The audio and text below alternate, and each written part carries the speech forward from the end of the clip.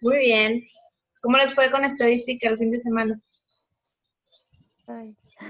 No, muy pesado. Estaba bien chiquita la base de datos. La otra semana les voy a mandar una real. Esta era de mentiritas. Esa estaba chiquita. No es real, pero está chiquitita. Muy bien. Bueno, pues vamos a ver quién leyó algo de la clase de hoy. Yo un poquito, yo algo más. A ver, Aaron. Primero que nada, definir lo que es inferencia, que es sinónimo de deducción. Okay. La estadística inferencial se encarga de utilizar métodos para comprobar que el investigador demuestre cierta congruencia entre su hipótesis y los resultados que obtuvo su investigación. Okay. Se supone que al tener cierta población, extraes una muestra y esa muestra, el investigador lo que busca es generalizar. Ok, si se obtiene un resultado que no es congruente, pues no se desechan los resultados ni las investigaciones, pero sí se recapitula la metodología utilizada, ¿no? Aquí lo que se busca es también plantear errores y evitarlos, de modo que esos errores, ese margen de error sea muy mínimo. Pero en cierto modo, obviamente digo, ya se usan ciertas metodologías para probar esas hipótesis, pero sí, a grosso modo de eso se encarga la estadística inferencial. Ok, muy bien. ¿Qué diferencia hay entre estadística descriptiva y estadística inferencial, entonces? ¿La significancia? A ver, ¿qué es la significancia? Como saber si realmente las variables sí son parte del resultado, o sea, sí son... Ay. Acabas de tocar un punto bien importante, las variables. ¿Qué tienen que ver las variables con el análisis estadístico? En este punto de la estadística inferencial, te servían para saber si usabas métodos paramétricos o no paramétricos. Ok. Si mal no recuerdo, para las tipo paramétricas, las variables tenían que ser numéricas, si mal no recuerdo. Y para las no paramétricas, las usabas de forma categórica, entonces también... Ok, ¿alguien más leyó algo acerca de esto? Era para saber si las variables se asociaban o si había alguna diferencia. Y así, saber. Acuérdense de la reacción. Para saber si sí, o sea, lo de la significancia estadística era la asociación, la diferencia entre variables. Y bueno, venía como un ejemplo, un libro en el que nos ayudaba a saber si la hipótesis, para saber el valor de la significancia y para saber si la hipótesis, para saber cuál hipótesis es la nula o la alterna era la que íbamos a tomar como verdadera o falsa. Algo que se acepta. Ok, muy bien. A ver, Mayra. ¿O qué tanto influye el azar también? ¿Qué tanto influye el azar? Ok, ¿qué más? Es que, bueno, yo iba a decir de lo que preguntó, de la diferencia entre la estadística descriptiva y la inferencial.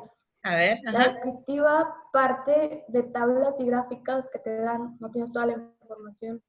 Y la inferencial, pues es de lo de las muestras, o sea, te dan más variables, más datos para poder sacar la información. En la inferencial, en la estadística descriptiva, bueno, ahorita en el taller vamos a hablar de eso. Sí hay una diferencia, ¿verdad? Entre inferencial y descriptiva pura. Ok, y ahorita yo creo que, espero que les haya quedado claro el ejemplo que hicieron para el taller y ahorita con lo que vamos a ver en la clase. Ya son pruebas diferentes, ¿verdad? Son pruebas en las que ya tengo que hacer ver si realmente hay una asociación o no entre dos variables. Okay. Carlos Jiménez, ahorita habías levantado la mano. Sí, Sí, También, bueno, también iba a decir otra cosa, doctora. A ver, Que ahí vas, dice- Carlos, ahí vas. Bueno, ay, perdón, que la estadística descriptiva también era como un previo para llegar a lo que era el análisis pues, cuantitativo. O sea, que a partir de ahí también podía ser. ¿Cuantitativo o inferencial?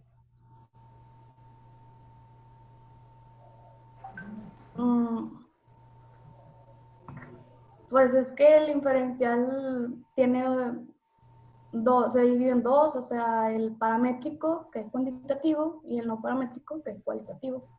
A ver, Carlos Jiménez. Sí, la diferencia básica entre inferencial y descriptiva nada más radica en que lo descriptivo analiza los datos obtenidos de la muestra y la inferencial toma la muestra y trata de deducir las características de la población, cosa que no lo va a hacer la descriptiva. Entonces ahí básicamente radica nada más la diferencia. Y ya las fórmulas utilizadas pues ya son aparte, ¿no? O sea, Ok, bueno, muy bien. Entonces vamos a darle la palabra a Ana Karen. Si quieres ponlo en presentación, Anita. Ande, muy bien. Excelente. Bueno, Pues adelante. como objetivos vamos a ver la clasificación de las pruebas estadísticas, la aplicación de su uso en pruebas de investigación, el análisis de significancia estadística y la relevancia clínica y conocer las fuentes de sesgo. Como ya lo mencionó Aaron, la estadística inferencial es el conjunto de métodos y técnicas que permiten inducir o inferir a partir de la información empírica proporcionada por una muestra, saber cuál va a ser el comportamiento de una determinada población con un riesgo medible en términos de probabilidad. Nosotros la vamos a usar para probar hipótesis y estimar parámetros. Entonces, en conclusión, la estadística inferencial va a tratar de buscar resultados, respuestas, conclusiones a partir de una muestra para poder aplicarlo en una población. Va de lo particular a lo general. ¿Qué nos puede dar de respuesta la estadística inferencial? Nos va a ayudar a atribuir causas, a establecer diferencias, a predecir resultados, a correlacionar variables, analizar factores y obtener efectos. Para que la estadística inferencial nos proporcione buenos resultados, parte de dos cosas importantes, que nos tenemos que basar en una técnica estadístico-matemática que sea adecuada al problema y que esté suficientemente validada, y utilizar una muestra que sea representativa de la población, que tenga un tamaño suficiente. Si no hacemos un muestreo correcto, pues tampoco la estadística no nos va a dar buenos resultados. Entonces, lo primero que vamos a querer hacer va a ser el probar las hipótesis. ¿Qué es la prueba de hipótesis? Es un proceso para determinar la validez de una aseveración sobre la población basándose en la evidencia muestral, ¿ok? Primero se tiene que hacer el contraste de hipótesis. No sé si recuerdan que la hipótesis nula era la que negaba o refuta la relación entre variables, y la alternativa es lo que el investigador quiere llegar a mostrar o a comprobar. Entonces, siempre vamos a buscar rechazar la nula y aceptar la alternativa. Es importante saber que ninguna prueba de hipótesis va a ser 100% cierta porque se basa en probabilidades y siempre va a existir la posibilidad de llegar a una conclusión incorrecta. ¿Ok? Para esto utilizamos la significancia estadística, que por ahí lo mencionaron, que era la asociación o la diferencia entre variables que difícilmente se explica por el azar. ¿Okay? La significancia estadística va a utilizar, la significancia estadística utiliza lo que es el valor de P, ¿ok? Y el nivel de significancia que se representa por el alfa, que es la probabilidad de tomar la decisión de rechazar la hipótesis nula cuando es verdadera, ¿ok? Y pues bueno, como ya todos sabemos, entre menos sea el valor de la P, más fiable es la prueba. Aquí nada más puse un ejemplo para que vean en el valor de la P. El ejemplo dice, se pretende comparar la media de la presión arterial de dos grupos de pacientes, uno tratado con fármaco y el otro con placebo. Recordar, la nula me va a rechazar la relación, o sea, la presión arterial va a ser igual. Y la alternativa me dice que va a ser inferior la presión arterial en el grupo que toma el fármaco. Suponiendo que se hace el cálculo matemático, nos da un resultado de 0.023, ¿ok? Y aquí se utilizó el nivel de significancia de 0.05. Como aquí es menor, entonces, ¿qué hipótesis vamos a rechazar? Mireia, Nula. ¿qué hipótesis? Ajá. Nula. La nula porque dio menor a 0.05. Ajá. La Siempre que el valor sea menor a 0.05 o dependiendo del nivel de significancia que se establezca la prueba, entonces rechazamos la hipótesis nula. Entonces, en conclusión, la significancia estadística nos va a ayudar a tomar una decisión de cuál de las dos hipótesis vamos a elegir. Aquí les puse este círculo que son como que los pasos de una significancia estadística. Primero es la formulación del contraste de las hipótesis, el nivel de significancia, ¿ok? Que va a ser la probabilidad de error que estamos dispuestos a aceptar para aceptar la hipótesis alternativa, elección de la prueba estadística, que más adelante las vamos a ver, el interpretar el valor de P y tomar las conclusiones, tomar las decisiones. Como les mencioné ahorita, ninguna prueba va a ser 100% verdadera, ¿ok? Siempre va a tener espacio para errores. Estos errores se llaman de tipo 1 alfa o de tipo 2 beta. El error de tipo 1 nos habla como un falso negativo. Nos dice que ocurre cuando rechazamos la hipótesis nula cuando es verdadera. Y esto nos va a depender del nivel de significancia. ¿Ok? El error de tipo 2 o beta, que es como un falso positivo, que es cuando la hipótesis nula es falsa y no la rechazamos. Y esto depende de la potencia de la prueba que realizamos, entendiéndose que potencia es la probabilidad de rechazar la hipótesis nula cuando sea negativa. Ok, aquí déjame poner todo esto. Aquí, pregunta para ti. ¿El investigador puede causar este tipo de errores? Sí. ¿Por qué? Cuando, por ejemplo, el tipo 2, que no se escoge a lo mejor la prueba paramétrica correcta o la no paramétrica. Ajá. Y el de tipo 1, cuando no se establece el nivel correcto de significancia. Ok, ¿y cómo se establece el nivel correcto de significancia? Pues depende del nivel de confianza que se le da a la prueba. Ajá. ¿De qué depende esto, de esa selección?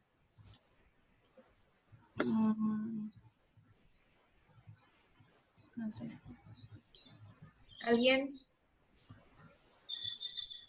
Es que depende del investigador qué tan preciso quiere hacer la prueba. Si le da un margen de error de menos del 5% que quiere hacérselo al 1% para tener una P más alta, para buscar buscar el estudio que sea más 100% fidedigno, se cierra mucho a su margen de error y comete el error tipo 1. ¿Será por eso? Por los datos que utiliza o por los márgenes que va a usar.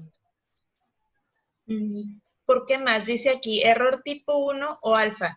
Rechaza la hipótesis nula cuando es verdadera.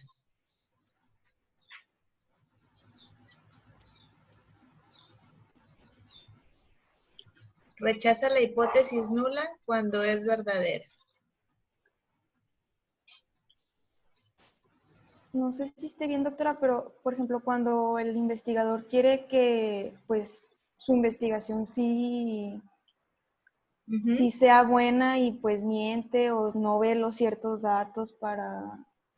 O a lo mejor el momento que redactó la hipótesis, pudo haber sido que no utilizó un porcentaje adecuado, ¿verdad? Ya ven que de repente estábamos hablando cuando redactábamos las hipótesis de que, oye, me salió muy disparejo la prevalencia de una enfermedad.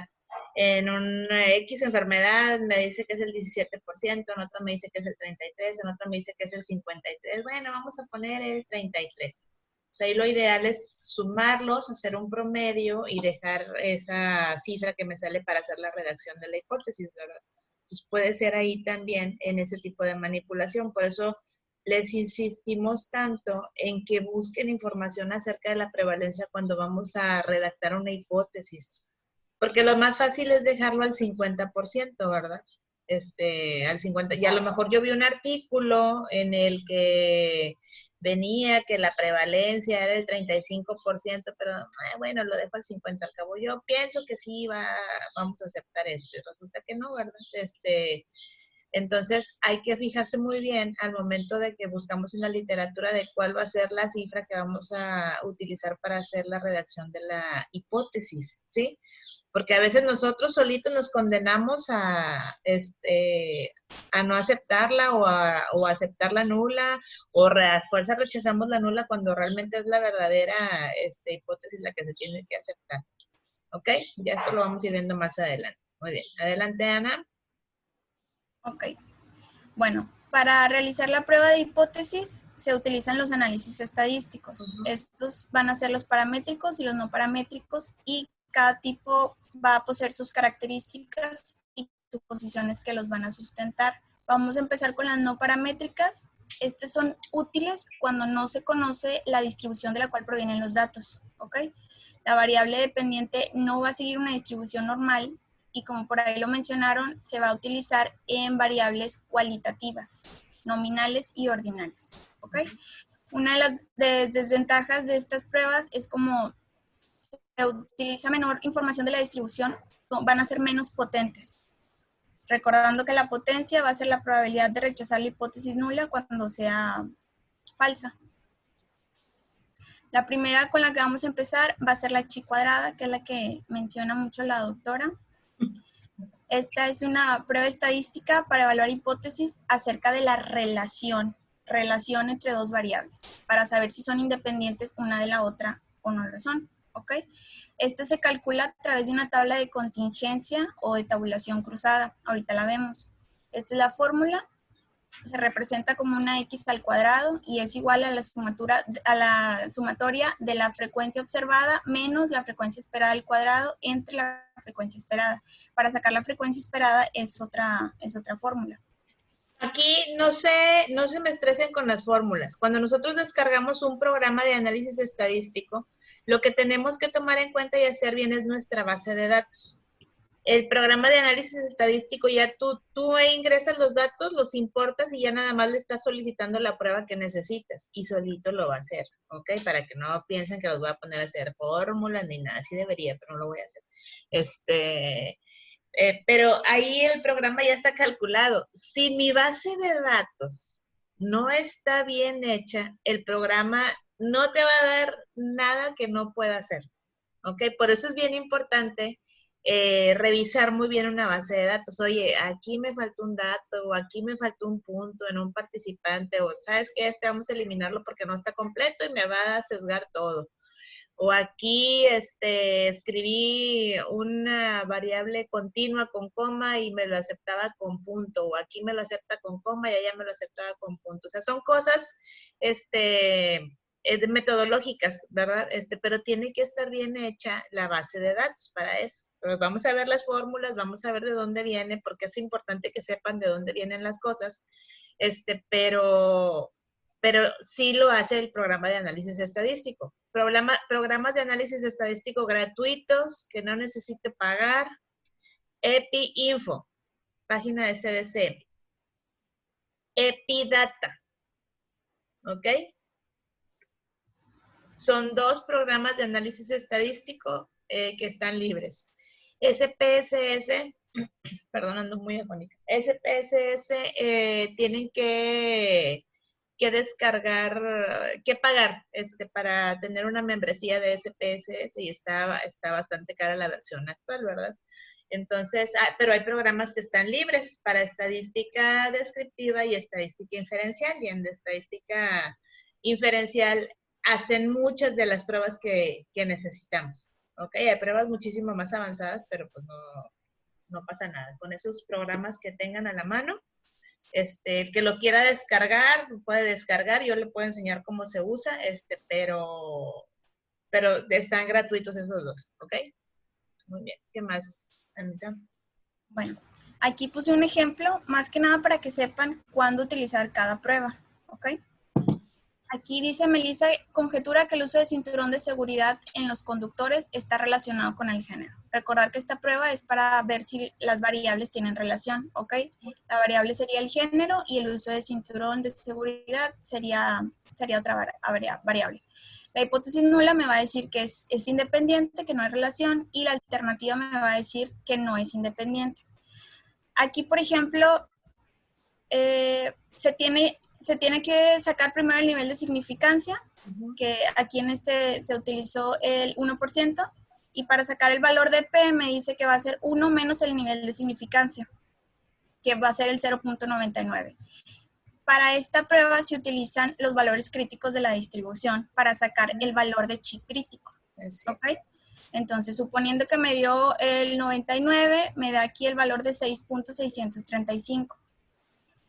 Con la fórmula obtenemos el valor del chi cuadrado y ya tenemos el valor del chi crítico, ¿ok? Si ven aquí, el chi calculado es menor que el valor crítico. Aquí no se confundan, el chi crítico no es el valor de significancia, ¿ok? Entonces, si el chi calculado es menor que el valor crítico, va a ser lo contrario. Entonces, se va a aceptar la hipótesis nula, ¿ok? ¿Sí me expliqué aquí? ¿Puedes regresar a la tabla? Ajá. Es que para sacar la chi es la frecuencia. Aquí está. ¿La chi cuadrada? Sí, la frecuencia observada, la sumatoria de la frecuencia observada menos la frecuencia esperada al cuadrado entre la frecuencia esperada. Ajá. ¿Y las frecuencias cuáles son en la tabla? Ahí me perdí. Sí, estas son. Ah, ok. Acuérdense que las frecuencias son el número de participantes. Por ejemplo, tú mismo, Clemente, ¿qué tipo de variables es género y uso de cinturón de seguridad? Pues género va a ser cualitativa. Cualitativa, ¿qué más? Nominal. ¿Qué más?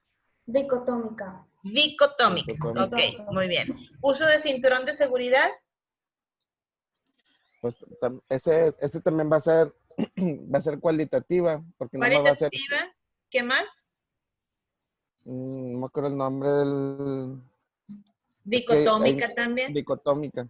Ok, muy bien, ok. Entonces, aquí ya están las dos variables. Y las frecuencias es este número. El número, es que no ven mi cursor, ok. Pónselos, Anita. Ahí, ese, muy bien. Es el número de participantes, es la frecuencia. Acuérdense que frecuencia es F, ok, en itálica. ¿Sí se acuerdan que lo vimos? Sí. Ok, muy bien. Bueno. Es que lo estaba haciendo y no me salió. Sí, es que son esas las frecuencias. Ok, adelante, Anita. Se suman por filas, por ejemplo, 50 más 25 es igual a 75 y por columna, 50 más 40 da 90. Entonces, 75 más 85 te tiene que dar el total de los participantes y 90 más 70 también. ¿Ok? Así es. Entonces, con todos los datos de esta tabla, sacas tu chi crítico, perdón, el chi, y lo comparas con el valor del chi crítico, ¿ok? Y nada más recordar, cuando es menor, entonces se acepta la hipótesis nula. ¿Ok? Otra cosa importante es de esta prueba es que no establece la fuerza de asociación, únicamente te va a decir si hay relación o no entre las variables. Para establecer esa fuerza de asociación se utiliza otra prueba, que es la contingencia de Kramer, ¿ok? Esta es una corrección que se puede aplicar al coeficiente de chi cuadrado y ya te va a dar un grado de asociación entre esas variables. Igual, para la fórmula vas a utilizar el chi cuadrado, la n es el número total de los participantes y la m la vas a sacar con los datos misma de la tabla de contingencia. Entonces aquí puse un ejemplo de ya se supone que se sacó el chi cuadrado, pero tú quieres ver qué grado o qué magnitud de relación hay. Te realiza la prueba y te da la fórmula y te da un 0.062 y ya te vas a la interpretación que te dice que es una asociación moderada de las variables. ¿Sí? La prueba U de Mann-Whitney es otra prueba paramétrica y esta la vas a aplicar cuando tú quieras comparar dos muestras independientes. ¿Ok? Esta se utiliza con datos de medición ordinal y es el equivalente a es una alternativa a la prueba T-Student cuando tus variables cuantitativas no siguen una distribución normal. Cuando no puedes hacer la prueba T-Student porque tu variable no sigue esta distribución, entonces puedes utilizar la Udemann-Whitney. Aquí puse un ejemplo con datos en medición ordinal, ¿ok? Dice, se desea probar si hay diferencias en el nivel de estrés entre enfermeras de terapia intensiva y las de servicio de urgencias en un hospital. El nivel de estrés se midió en una escala de nada, bajo, medio, alto y muy alto. Aquí vas a comparar tus variables independientes, que va a ser las enfermeras de terapia intensiva y las de urgencias. Esta es la fórmula. Y bueno, lo mismo, la hipótesis nula te va a negar la relación y la alternativa te va a decir que sí hay una diferencia. Suponiendo que se realiza la fórmula, te da un resultado de 1.494. ¿Ok? Aquí entonces, ¿qué hipótesis aceptan o cuál rechazan? Aquí se acepta la nula, ¿no? Porque es mayor del... Exactamente. Entonces establece que no hay diferencias en el nivel de estrés. Sí. Otra prueba es la de Kolmogorov-Smirnov. Esta se utiliza para ver si tus variables tienen una distribución normal. Es un contraste de hipótesis de normalidad de la población. ¿Ok? Se utiliza también para variables continuas y, por ejemplo, este se puede utilizar antes de realizar pruebas paramétricas para ver si esas variables tienen una distribución normal. ¿Ok? Aquí nada más puse un ejemplo teórico para ver cómo se establecen las hipótesis. La nula es la distribución de frecuencias observadas es consistente con la distribución teórica y la alternativa sería la distribución de frecuencias observada no es consistente con la distribución teórica. Entonces nos va a hablar de si hay normalidad o no hay normalidad. Bueno, empezando con las pruebas paramétricas. Sus supuestos de selección, las muestras tienen que pertenecer a observaciones independientes. La variable dependiente debe ser numérica, o sea, cuantitativa, por intervalo razón. La distribución, y la variable tiene que tener una distribución poblacional tiene que ser normal. También se le llama variables gaussianas, porque pues forman lo de la campana de Gauss. Como ventajas, van a tener más poder de eficiencia, hay menos posibilidad de errores, establecen estimaciones casi exactas y como desventaja, pues tienen mayor complicación de cálculo y su uso se limita mucho por los tipos de variable. ¿Okay? Por eso aquí les digo, muchachos, que cuando tengan una variable cuantitativa, dejen la cuantitativa, no pasa nada, así tal cual. Ya nosotros más adelante en el análisis estadístico la podemos volver de intervalos, una variable cuantitativa, o para hacerla cualitativa, ¿verdad? Es decir, voy a poner un rango que vaya de tal edad a tal edad y ya voy a poner adolescentes, y ya voy a poner adulto joven y ya voy a poner adulto mayor. Pero las que por naturaleza son cuantitativas, así déjenlas, no le quiten esa capacidad porque son pruebas que nos van a dar mucho más información, ¿ok? Entonces las cuanti, así déjenlas, cuando las tengan, así por eso les digo, edad, déjala en años, o déjala en meses, el peso déjalo en kilos y demás, ¿verdad? Y eso nosotros lo podemos ir acomodando y manejando en el programa de análisis estadístico, ¿ok? Para darle un intervalo. Okay. Adelante, Ana. Bueno, la primera prueba es la T-Student. Esta nos va a ayudar a determinar si hay una diferencia significativa entre las medias de dos grupos. ¿Okay? También se utiliza cuando no se conoce la desviación estándar de la población. Se va a simbolizar con la letra T y dice que es para muestras pequeñas menor de 30 elementos. Yo leí que había varios tipos de T-Student. Por ejemplo, se pueden utilizar otras para valorar muestras mayores de 30 elementos. Pero bueno, nada más hablé así como de lo general de la prueba. Como ejemplo puse que en un estudio se reveló que la edad media de la defunción por la enfermedad de células falciformes era de 27 años. En una muestra de 30 pacientes con tales características se obtuvo una media de edad de defunción de 28.5 y la desviación estándar es de 4.2. Y la pregunta es, es el promedio de edad de defunción de la muestra diferente a la que indica el estudio inicial. Aquí nada más, igual el ejemplo lo estoy poniendo para que ustedes se imaginen en qué ocasiones se puede utilizar la prueba, ¿ok? También se puede utilizar para comparar la medida de un mismo grupo, pero en un antes y en un después, por ejemplo. O sea, en una muestra relacionada. Vas a medir la media, vas a comparar la media de un grupo de, no sé, de pacientes con valores de hipertrigliceridemia antes y después de un tratamiento, ¿ok? Pero aquí lo importante es que va a ser comparar la media. Otra prueba es el análisis de varianza ANOVA. Es muy similar a la T-Student, pero esta la vas a utilizar cuando quieres comparar la media de más de 2 grupos, ¿ok? Comparando la varianza entre las medias de los grupos. Anita, te voy a interrumpir. Además terminamos con ANOVA, y hasta aquí vamos a dejar la clase, no vamos a volver a ingresar. La siguiente clase de investigación vas a continuar con lo que reste de inferencial, ¿sí? Ok. Ok, para que sepan que se van a ir corriendo las clases, porque andan muy calladitos y me preocupa, se me hace que no leyeron. Sí, doctora, con estas inferenciales ya uno se revolvió más. No, es nada más que sepan realmente cuáles se usan en cuantitativas, cuáles se usan en cualitativas y para qué son las pruebas. Ahorita los ejemplos se escuchan muy pesados, pero como les digo, el programa de análisis estadísticos hace todo el cálculo matemático. Tú lo que tienes que hacer es hacer bien tu base de datos. Ahorita lo vamos a ver en el taller, por eso no quiero avanzar más. Ahora terminamos con ANOVA, Anita, y hasta aquí vamos a dejar la sesión, ¿ok? Ok. Muy bien. Bueno, ya nada más, el ejemplo de esta prueba es que son 4 grupos distintos, ¿ok? Aquí se quiere buscar, comparar la media o los promedios de cada grupo, entonces se utiliza esta prueba. Si fueran 2 grupos, entonces se utilizaba la T-Student. Y ya prácticamente, entonces hasta aquí les dejo. Sí, Mayra, levantó la mano. Mayra. Ahí está, ¿ya se escucha? Sí. Ah, bueno.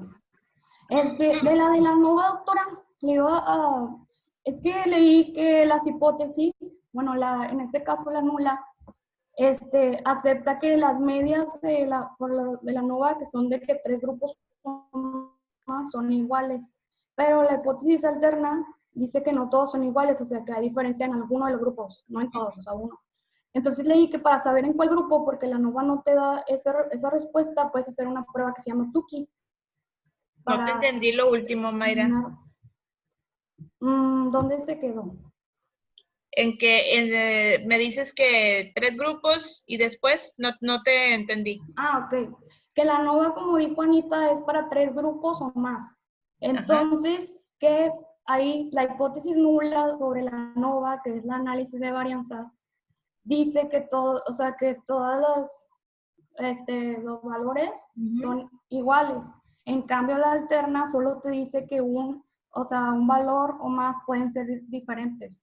O sea, no que todos, pero que no todas las medias de los grupos son iguales y al menos una de esas medias puede ser diferente, pero no te especifica cuál. Entonces leí que puedes hacer la prueba de Tukey para saber cuál es la que está mal. Haces la prueba, comparas en pares, ahí ya sacas la diferencia y determinas el diferencial honestamente significativo. Para poder saber. Así es. Sí, aquí cuando ya entramos a las pruebas paramétricas, que son las cuantitativas, aquí ya empiezan a ver que las variables se diferencian dependiendo de qué número de grupos tengo de las variables, ¿ok?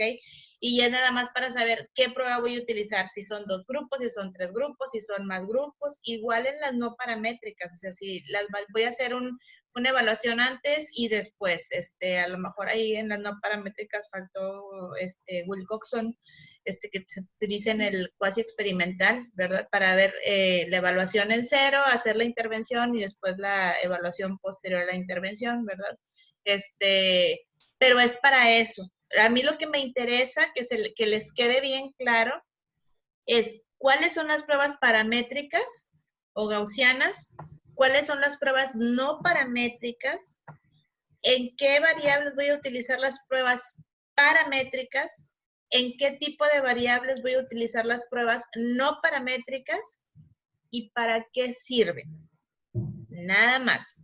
Si ustedes descargan un programa de análisis estadístico, pueden ingresar la base de datos que yo les di. Si ya la corrigieron, si ya la hicieron, si ya la observaron, pueden importar la EpiInfo, y ahí pueden ver todo lo que se puede hacer, ¿sí? Con una base de datos, para que vayan viendo. Cuando el programa de análisis estadístico te arroja el resultado, ahí ya te da el nivel de significancia, el porcentaje acumulado, en cuánto te salió la chi, cuánto te salió la p, ya te sale todo. Tú lo que tienes que hacer es analizar ese resultado. Ah, bueno, a ver, de acuerdo a mi hipótesis, entonces sí la voy a aceptar, la voy a rechazar, acepto la alterna, acepto la nula, o la nula es verdadera y Chihuahua la estoy rechazando. Entonces, tú te vas a dar cuenta de acuerdo a los números que te arroje el programa de análisis estadístico qué pasó con tu hipótesis, si la aceptas o la rechazas. A final de cuentas, para eso lo necesitamos. No vamos a ser estadísticos nosotros, sí van a aprender bastante estadística, al menos es un objetivo que tengo, porque no quiero que en el R3 lleguen en 0 en estadística y después no sepan, doctor, aquí le traigo mis resultados, ¿no? Porque ¿para qué los quiero? O sea, ustedes los tienen que analizar, ¿verdad? Yo se los hago, yo se los saco, pero el análisis lo tiene que hacer el investigador. Aquí lo que yo quiero que vean también es si yo, como investigador, puedo causar sesgos en la interpretación de mis resultados. Salud, cubrebocas y lavado de manos. Entonces, es lo que yo quiero que vean, porque ya ustedes empiezan a hacer su cuadro de variables y identifican qué tipo de variables tengo, si las cualitativas son dicotómicas, si son politómicas, si son ordinales, si son nominales, y hay una prueba de análisis estadístico para cada una de esas variables, ¿ok? En SPSS, tú ingresas tu base de datos y tú, como investigador, seleccionas, necesito la U de Matt Whitney, o necesito la Wilcox, y tú eres el que selecciona la prueba. En EpiInfo y en EpiData, tú ingresas el análisis y dices, quiero asociar esta con esta, y ahí solito te da la chi cuadrada, la T exacta, la prueba de Fisher exacta, si es la que necesitas. Solo lo hace. Ahí lo que tú tienes que hacer es decir, bueno, ok, sí necesitaba una prueba exacta de Fisher en lugar de otro tipo de análisis. El programa lo hace todo. Entonces, aquí la cuestión es que ustedes sepan interpretar ese todo que me da el programa. ¿Ok? Entonces, vayan haciendo el ejercicio de, estas son cualitativas, son dicotómicas, son politómicas, ¿qué prueba le tengo que hacer? Estas son cuantitativas, voy a utilizar la media, ¿qué prueba le voy a hacer? ¿Para qué me sirve? ¿Con qué prueba voy a aceptar o voy a rechazar mi hipótesis de acuerdo a las variables que yo tengo en mi estudio? Porque luego lo que pasa es que se van copiando el machote de análisis estadístico. Y pues no, ya vieron que cada variable es diferente, ¿ok? Bueno, aquí muy les bien. había puesto un cuadro más o menos para que se fueran guiando de qué prueba estadística podían utilizar. Depende del objetivo del estudio, de las variables que se van a estudiar y el tipo de muestra que van a tener. Es todo lo que necesito que les quede claro hasta ahorita. Ok, R1. ¿Ok? Muy bien, chicos. Ahorita nos vemos a las 10 para seguirlos martirizando. Guardia A, ¿verdad? Dijimos. Sí. Ok, muy bien. Ahorita nos vemos. Bye. Bye. Bye.